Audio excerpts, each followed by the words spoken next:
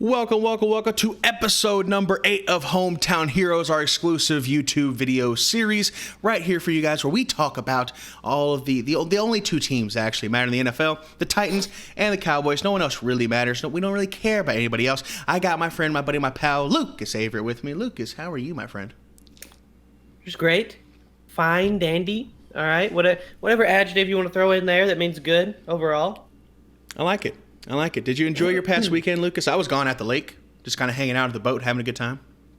It was a sad weekend because you were gone, Jackson. You left me, so I was just here by myself, and it was very, very sad times. Okay. Oh, well, okay. I got through it by listening to Jared and the GM radio shows and playing Madden on. Yeah. Playing Madden on PlayStation, having a good time. Yeah. I hung out with my brother Carter and Jacob, and our good friend Alexa made me this cup, Lucas, and I haven't showed this to you yet, but I'm going to show you on the video here. Check it out. It says, like, may the force be with you on the side. I think it's really cool. And then look. Yeah. And check it out. It says Coach Jack right here. I had to show off my little cup that I got going on with my stuff today. Anyway, Lucas, we're gonna get right into it, into the comments. Casey did it again. That little rascal. Answered himself. He commented and replied to his own. It gets a little lonely. We actually have somebody else who commented other than Casey. Okay, so we have a comment from Lisa. Hello, Lisa. She says, I'm assuming it's a she. I don't know. Anyway, Lisa says, loved it. Thank you, Lisa. Appreciate you. Anyway, going on to Casey. Casey says, Lucas is losing his mind right now, dude. He says, he's like, oh, LOL, ha ha ha. Oh my gosh, I loved it. I love messing with y'all. And then here we're getting to the nitty gritty, Lucas, of more Casey comments, because he's got 4 comments. Of course. Plenty of Casey content. Plenty of Casey content. We love the Casey content. He says, well, Jackson, it might look like Andy Dalton is going to be the quarterback for the Cowboys. Like I said, this season is over before it even began. Dak's contract is a major distraction. It's been one for almost a year. Now, nose ring Zeke is not, we don't even know if he's going to be able to make big runs again.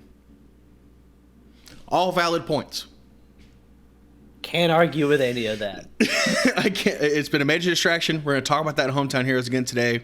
That's the only thing really going on with the Cowboys. We're going to talk about some Dak watch. All Jackson never talks about. I hear him in his sleep sometimes, just murmuring, talking about Dak. Yep. Sad times. I just want it to be done and over with. It's been really annoying. But Lucas, he calls you out here. He says, "Now, Lucas." You know, that's how he says, like, he kind of puffs up his chest a little bit when he says it. You know, little, now, Lucas. All I can assume is he's about to say something about the Patriots are going to win 12 games. And he says, now, Lucas, you know your quarterback, Ryan Tannehill, was a fluke last year. Come on, bro. LOL. Also, just because Brady is not with New England, it's not over. The icon coach will find a way. I'm just saying. If you don't have a quarterback, you don't have a football team, bro. All right? And I'm not convinced of him yet.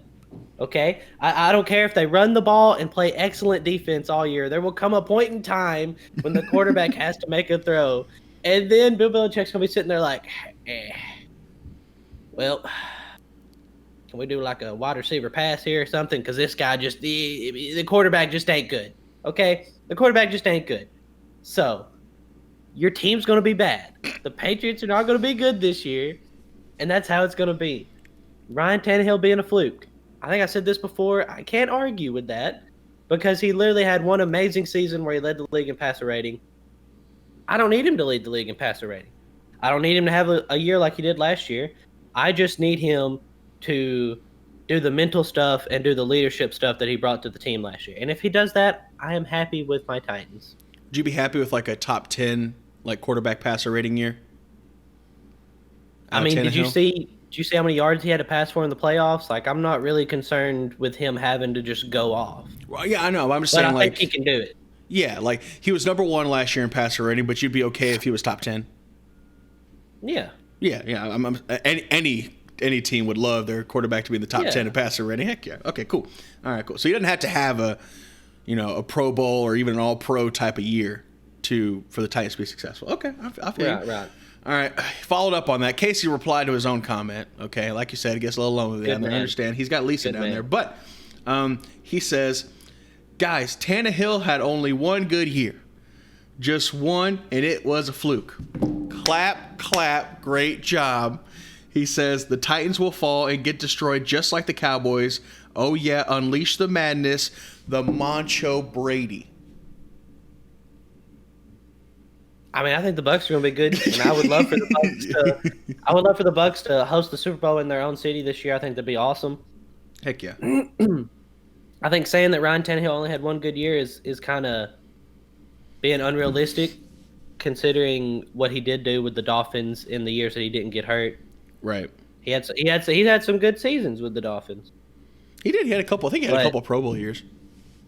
Yeah, but when you're playing with the the Dolphins, and like, I mean, yeah, like I didn't really want him to be our starting quarterback. I didn't think he was a franchise guy.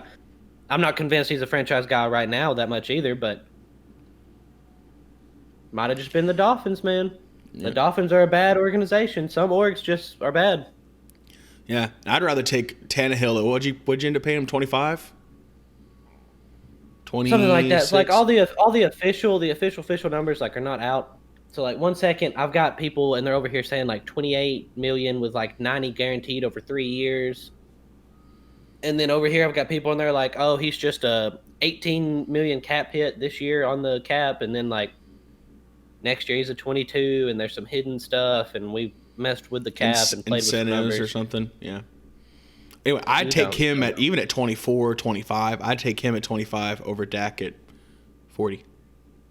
Well, especially when the cap hit's about to increase. Since the cap's going to go up, the cap hit because quarterbacks like demand a certain percentage.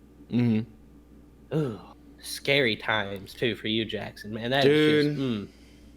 Hey, I hope you sign him to. If you don't sign him to 40 this year, you'll be signing him to 60 next year. Oh my God! Don't even put that in my head, bro. I'm going to freak out if we have to sign this man to literally just even 40. 40 just.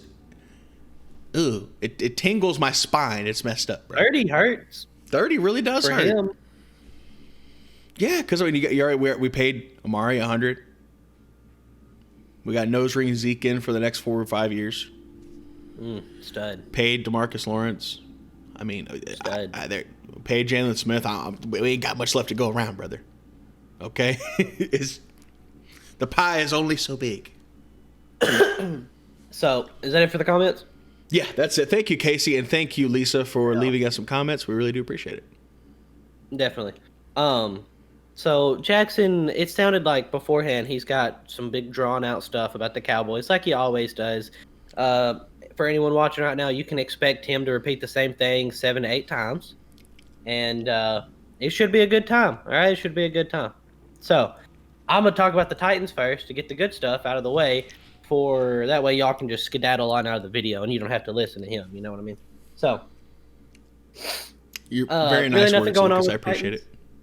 Yeah, always. Really nothing going on with the Titans. I mean, we have 2 weeks, I believe it is, to if we want to sign a contract with Derrick Henry, if we want to, get his stuff going on. We have 2 weeks for that. And here's my thinking, Jackson. You ready? I'll put my thinking cap on.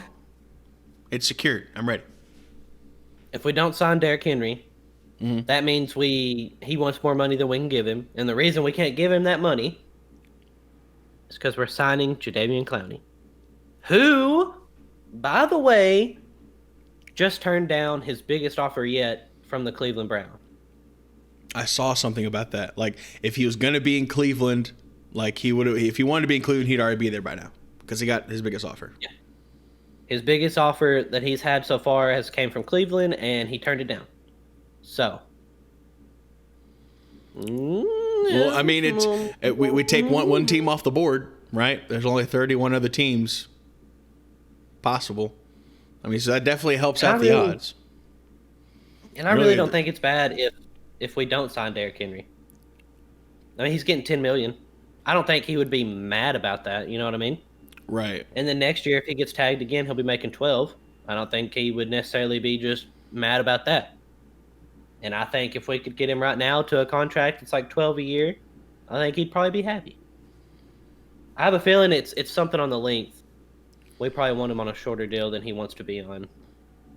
Players typically, I've been noticing, they want like shorter deals because, okay, so what I did some more research, Lucas. So basically what's happening is the TV deals are expiring in 4 years. Like, Right. you know, NBC, CBS, ESPN. So those deals are going to get re-upped, and, you know, football is as popular as it's ever been. Of course, those deals are going to be astronomical, but the players, like owners and stuff, they all get like a percentage cut of that, right? So that gets like worked into the cap, and so that's why it's a big deal for players like Dak or Henry or like Michael Thomas. They want a 4-year deal because they want their next deal to expire as soon as the new TV deal hits, so they can maximize their profit long term. So that's what's been going on essentially. That's why the Cowboys want Dak for 5, because they don't want to re-sign him as soon as the TV deal hits again. Right. They want to just put him into place for that certain amount of time. So anyway, a little food for thought. Well, I was thinking maybe Henry, like, maybe he thinks he could play for like 6 years because, you know, he is built different. Yeah, running backs. And maybe he's like, give me a 6-year contract for $12.8 million and I'll be happy. And maybe we're like, you know, maybe we give you 12 for 3 years. Yeah, because running backs you got to be careful with. You want them for a shorter amount of time because, I mean, the wear and tear on them is crazy. You know, like, once you hit 30, especially us. Yeah, once you hit 30, like, you just kind of start falling off a bit. It's not anyone's fault. It's just age, and you're getting hit 20 to 30 times a game. Let's just say, like, look at how we run our halfbacks, though. Straight like, into the ground. CJ2K, bro. You got like 6,000 yards out of him, and yeah. He was donezo. Sad time. That was a nice 6,000 yards, though, Lucas. It was hop off 80 at any time. It was a 12-4 and a 13-3 year behind those 6,000 yards, bro. Did absolutely nothing in the playoffs. Kind of sounds like the Saints. Ooh, touchy subject. Dang, that feels or maybe the bad. Bucks this year. All right. Oh, they're gonna be nasty. Okay, so pretty much what's going on with the Cowboys, guys. As usual and as per usual, we're on Dak watch. Okay, we're on Dak watch for the franchise tag. So just some refreshing for those of you who might not know. Dak hasn't signed his franchise tender yet. So we have designated him as a franchise player. We have tagged him. That means no other teams can talk to him. Nobody else can sign him. He is a franchise Dallas Cowboy player. But he has to sign his tender by July, I think it's 15th, if he wants to make his money this year, right? If he doesn't sign his franchise tender, then he can't talk with any other teams yet. He's still designated, and he'll have to sit on the bench, but he won't get paid. Basically, that was right. We got like 2 weeks basically for that stuff to okay. July, not June. Oh, 6 weeks. I thought it was June. July. Wait. Yeah, like right. It's like right before training camp. Take my 2-week number earlier, and you just add a couple to it, a little bit. Add 4 to that. You know, we'll make it 6 weeks apparently. Yeah, it's supposed to be like right before training camp. So. Anyway, that's the deadline. So, but I was looking up and I found some kind of history about franchise tags and specifically with quarterbacks, right? So I went on the NFL app, and I found a story on there. And you guys can go on there. We can put the link in there or whatever. But there have been 11 instances in which a quarterback has been designated as a franchise player since 1993 when the tag was introduced. Okay? Only 11 times has this happened. Okay? And of those 11 times, it's been spread across 8 different quarterbacks. Happened to Peyton Manning twice, happened to Drew Brees twice, and it happened to Kirk Cousins twice. And so, anyway, as we kind of go on here, there have only been, like, of those 8 quarterbacks that have been tagged, only 2 of them have played a season underneath the tag. Usually when a player gets tagged, they work out a long-term deal before the deadline and before the season starts, because basically what they do with the franchise tag is like, all right, no one else can touch him or talk to him. He's ours exclusively. We're going to work out a deal with him. That's what the intention is. But twice quarterbacks have played underneath that tag and then subsequently end up leaving their teams. Those 2 quarterbacks are Kirk Cousins and Drew Brees. Okay. Kirk Cousins, it happened to him twice with the Washington Redskins. He got tagged back-to-back years and ultimately left for a insane deal at the time with the Minnesota Vikings with all of his money almost guaranteed. Drew Brees, it happened to him with the Chargers in 2005 underneath his rookie contract. Kind of like the same thing as what's happening to Dak. Bless you, Lucas. And Thank you. so after he finishes out his rookie deal, he plays under the tag, and then he ends up leaving to go to the Saints, and the rest is history. So based on, as history being on our, kind of on our side here, quarterbacks who end up playing underneath the tag leave the team the year after it happens. Because typically if quarterbacks, you get tagged and those contract negotiations don't work out, they're like, fine, it's not going to work out again, and it's not going to work out again. A year is going to make a difference. I'm just going to go ahead and go leave to somebody who will pay me and who does want me. So I'm getting really scared here because we got 6 weeks left on the deadline, and if Dak doesn't sign his or doesn't sign a long-term contract by that time, then I think he's going to end up leaving. And he's set to make $31.4 million this year if he signs his tag. And every year up until then, he has made $680,000 per year. So he can make a lot more than that if he signs it this year. But we'll have to see what happens. But anyway, that's kind of a little history of the franchise players. I also have the list of all franchise taggees, Mr. Lucas. Just a brief history lesson. Dak Prescott here. Kirk Cousins twice in 2016 and 17. Drew Brees with the Chargers and Saints. Peyton Manning with the Colts. Michael Vick with the Eagles in 2011. I forgot that happened. Matt Castle with the Patriots in 2009, because that's the year that Tom Brady went down with an injury, and they wanted to keep him as a backup. And then Jim Harbaugh with the Colts and Steve Young with the 49ers. So Matt Castle with the Patriots in 2009. So he made a little more money than probably he. Yeah, I think he ended up getting. I think he ended up getting traded ultimately to like the Lions or something, because he came in and he stepped in for Brady, who went down like week 1 or week 2. They ended up winning 11 games. I think Castle won 9 of them for them. They go to the playoffs and ultimately, lose because they don't have Brady, and that was kind of Brady in his prime, during those years. So, he actually ended up being a starter for us after Romo went down for a year, and it didn't. How'd that go? Not very well at all. Not well at all. So, anyway, there's little Matt Castle. He was kind of, the league was on fire for him for about 2.5 years, and then he kind of drifted away into silence, as usual. That makes sense. That'll be Jimmy G soon. It will be Jimmy G soon, because Deshaun Watson is going to take a spot. It's going to happen. We called it way early, bro. Yep. We're just seeing into the future. That's what we do here. Happen. It's got to happen. Yeah. That's what we do here. We're prophets. Anyway, that's all I got for the Cowboys. I think that's all we have for Hometown Heroes. Short little video for y'all this week. Me and Lucas are about to go record the Go for Two podcast.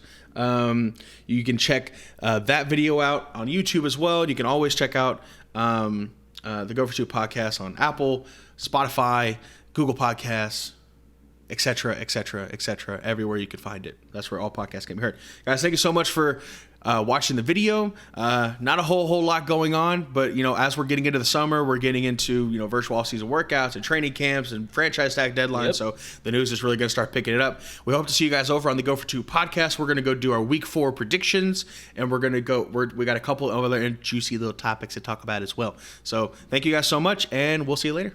Love you. Bye. Deuces.